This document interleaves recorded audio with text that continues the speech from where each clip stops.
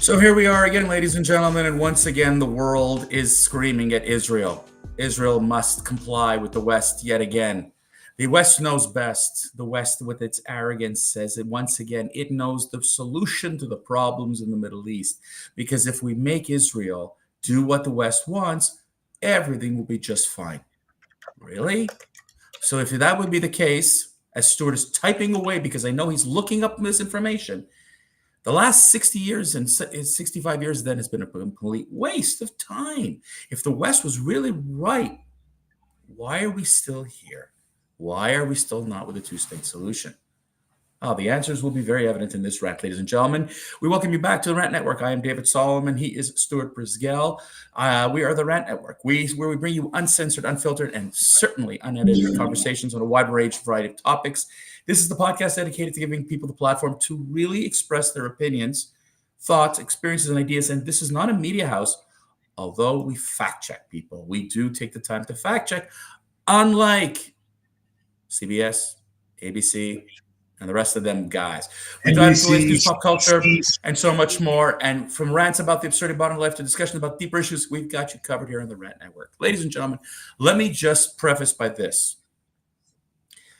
Once again, as Kamala Harris is campaigning with only a scant couple of weeks left before the election, she once again and her administration has this cockeyed belief that the solution, the timing is right. Joe Biden, the timing is right for a two-state solution. This crooked idea, this misconceived idea, this ill-conceived idea, or Stuart is about to tell you this rehashed idea, just doesn't seem to work. Stuart, why not? Why isn't this working? Well, let's start with how I'm going to run this part of the rant. Because David is, we're used to doing back and forth, pooling 2 minutes, going, picking on each other. But the key part of this rant is let's define a finish line. Because we talk about Israel, we talk about the West, the US, and ceasefires. Absent of everything is what is a defined finish line. Now, if you want to go and David, you're flipping with me. Leave me alone. If you are focusing on getting the hostages back, what is the finish line? If you're focusing on the 1947 treaty, which declared a two-state solution, what would the resolution? Thank you for the correction. What is the finish line? If you're talking about where this all began, the history of the Middle East, well, we go back, it was called the Middle East, it's called the Near East, it's called the cradle of civilization. We can go back 5th millennium BC. We can talk about all types. The one fact is the Judeo-Christian, Bibles, historical records show Israel as being defined as a Jewish state. Period. Muslim empire never existed. Never. Israel never existed in anything other than a dream of one of their prophets. But what is a finish line even for them? I think if you understand the term and you understand where we are and where we're trying to go, you need to focus on what is a finish line. In an election, it's who won, who lost. In a race, it's who came in first, second, or third, if you're following gold, silver, bronze, Olympic standards. If you're saying whoever made it over the finish line completed a task. So now let's take it one step even further back. We have finish line. Now we have a task. Now, the UN wants a two-state solution. You hear this from every Western world. But it's kind of funny to have a two-state solution. The people that are going to want or have to have the two-state solution have to want to have a two-state solution. Clearly, it is factual that the Israelis teach love, care, compassion, inclusionism. where in a Jewish state there are over 2 million Arabs, but there are near zero in Syria, Iraq, Iran, Lebanon, right?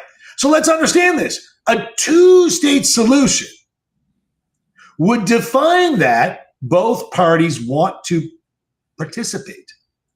What you don't have is a second party that wants to participate.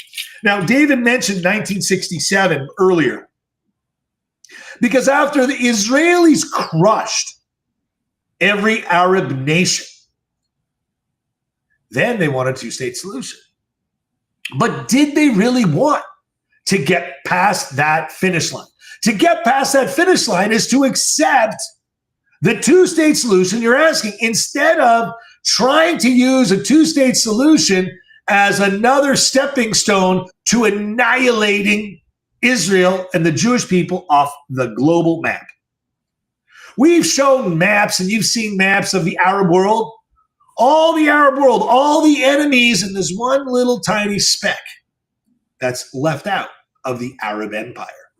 Not the Ottoman Empire, because the Ottoman Empire was actually reasonably good to the Jewish peoples and allowed them to live and practice reasonably uninterrupted for the most. You know, I wasn't there. I didn't live there. I don't know how toxic it was. But there were Jews living in every single Arab divided Ottoman Empire. Literally. There were Iraqi Jews, Syrian Jews, Lebanese Jews, Iranian Jews. There were Jews living and settled in every major Arab world when the Ottoman Empire ruled. On its destruction and its dismantling, where the West decided to define borders, we came up with two-state solution for Israel and the Palestinian people, who, by the way, are Jordanians by nature. And then being Jordanians, they're not Israelis. They're not people of Israel. They're not the Bedouins of Israel. They're not the Druze of Israel. They're exiles of Jordan, Syria, and possibly some of Lebanon. So these are a group of people no different than the Cuban jails that were opened up in the 1980s. These are the unwants, the undesirables of these Ottoman former empires, where kings and dictators didn't want. And this is where this finish line now comes to the next step. So we know there has to be tasks. We know there has to be an agreement. We know what the goal is. So free the hostages. What's the finish line? Get your hostages back and then continue and do it over again? Seems like a hamster in a wheel, David. And we constantly become a hamster in a wheel. Every time losing more and more life, more and more carnage. For what? To achieve what? To get to a finish line. But if the finish line doesn't have a line, you're never going to get anywhere, and you'll remain a hamster in a wheel. So, before David jumps in, without the world accepting the finish line, and the only way to preserve the finish line is with the only democratic government in the Middle East, you're never going to get there. And the constant carnage will continue. Well, Stuart, that was great. A few comments, though. One, many of the Arabs who moved into that area back in the turn of the century were nomads. If you looked around at any of the maps, if you looked at whatever, there were no maps. The Ottoman Empire was one big big area run by tribes. If you look at the House of Saud, if you look at the King Hussein's family and whatever, these were tribal leaders, anointed as kings later on by the English and the French. But let's put it this way. They were nomadic. There was no permanent home. And when the Jews established, as early as 1903, work, opportunity, the word got around, Arabs from all over the place moved in. And it's interesting because they became Palestinians when the letter P, first of all, doesn't exist in the Arabic language, which is hilarious. Why would you call yourself something where it's not even, the name's not right? It's a Roman name. But the territory was recalled Palestine by the British back in after World War One, and the Arabs who were there, Stuart, were, it was a concept of divide and conquer. The British, the way they worked was divide and conquer. Now, Jews and Arabs did get along. Was it perfect, as you said, the Ottoman Empire? Far from it. Jews were still second-class citizens because the Muslims believed in what they believed in. Okay? Now, Jews have been on the land, what we call Israel today, since they were expelled in the Roman Empire, since the Roman Empire. There's always been a Jewish presence. There's an archaeological presence there for centuries, thousands of years.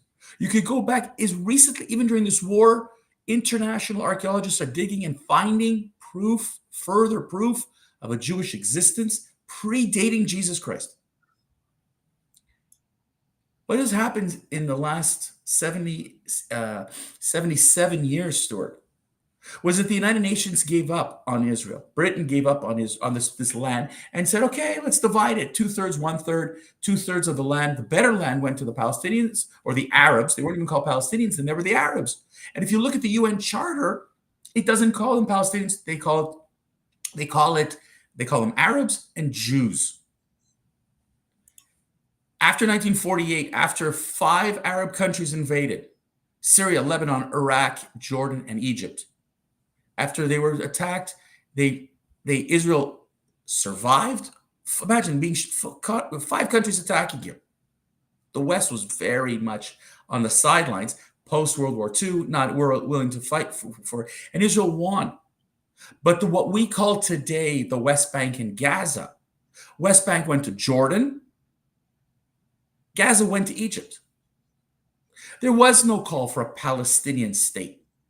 That's the irony. From 1948 to 1967, the concept of a Palestinian state didn't exist. Now, yes, the PLO was founded in 1964, and the Soviets helped to create more anarchy with the United States and the West. But the reality was the concept of a Palestinian state was non-existent until Israel absolutely annihilated 3 countries. Stuart said all the Arab countries. 3 countries, essentially, was Egypt, Jordan, and Syria, who attacked. Because Israel smashed these armies in 6 days, the Khartoum conference that had preceded afterwards brought in all the Arab and Muslim countries. And instead of sitting down and talking peace, they did the 3 no's. Stuart, no, we will not recognize Israel. We will not do treaties with Israel. And we want to make peace with Israel.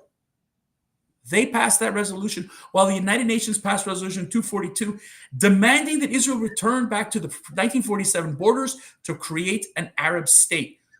Where was this from 1948 to 1967? Not there. Since 1967, the world has been talking again and again and again, has created the Palestinian Liberation Organization with Yasser Arafat, much like we took Che Guevara and Fidel Castro, and created these mythical ideas that they are freedom fighters. They're terrorists. They were terrorists, abusive. Fast forward to today, while they're celebrating, the life of Yahya Sinwar, the butcher. He was called the butcher because he butchered Palestinians, not Jews. He butchered his own people. The West continues to be disillusioned by Israel and enamored by the idea of a 2-state solution. Stuart, to me, the 2-state solution is impossible when you don't have a willing party. And the West keeps wanting and demanding Israel to concede to whomever's at the other side of the table. Now, guys, if you're in business or if you've negotiated with people, okay, you ask yourself, I need to have a finish. I need to get somewhere. I need to do this with someone. I need to do this with someone who's willing to collaborate. But there's nobody collaborating on the other side. Yahya Sinwar, by the way, his finish line was to finish off Israel. He said it time and time again. Hamas said it time and time again. Hezbollah said it time and time again. Iran has said it time and time again. But instead of the West putting the pressure on them, the West puts the pressure on Israel. Stuart, the problem with your idea where's the finish line is it keeps moving for them. It doesn't move. Jews have wanted peace since day one. But the problem is that the Arabs want, not all the Arabs. We've seen what happened with Egypt. We saw it with Jordan. We've seen it with the UAE. We've seen it with the Abraham Accords. There's a willingness to live in a coexistence with Israel. It may not be best friends, but there's a coexistence. But that's non-existent when you're terrorist run, when you brainwash people, when you brainwash children, when you keep the United Nations have kept Palestinians in relief camps since 1948. And yet, they're the only people, by the way, the only population that was never resettled in history. They're the only population that were forcibly kept in camps. So you ask yourself, if Israel wants peace, coexistence, let's call it, and you don't have a willing second party, and the world is playing in the background like Jim Henson and the Muppets, like marionettes pulling strings in different directions. Stuart, with this I end. How in God's name can we have coexistence in the Middle East if the agendas are different and the finish lines keep moving? Last word to you, my friend. David, like I started this rant, it's about a finish line and its definition. Thank you, guys. David, wrap it up. On that note, ladies and gentlemen, once again, we wish you all well. This is the Rant Network. We're on every Monday, Wednesday, Friday, noon Eastern is when our broadcast goes up, and on our YouTube channels. You could catch it on Facebook. You can catch it on other verticals, folks, podcasts, you name it. We're, like I said, Monday, Wednesday, Friday, noon Eastern. Like, share, go subscribe to our channel, please. We really need that subscribe button, as you see right over there. Hit subscribe on your YouTube channel or on our website at therantnetwork.com. With that, I wish you all a wonderful day.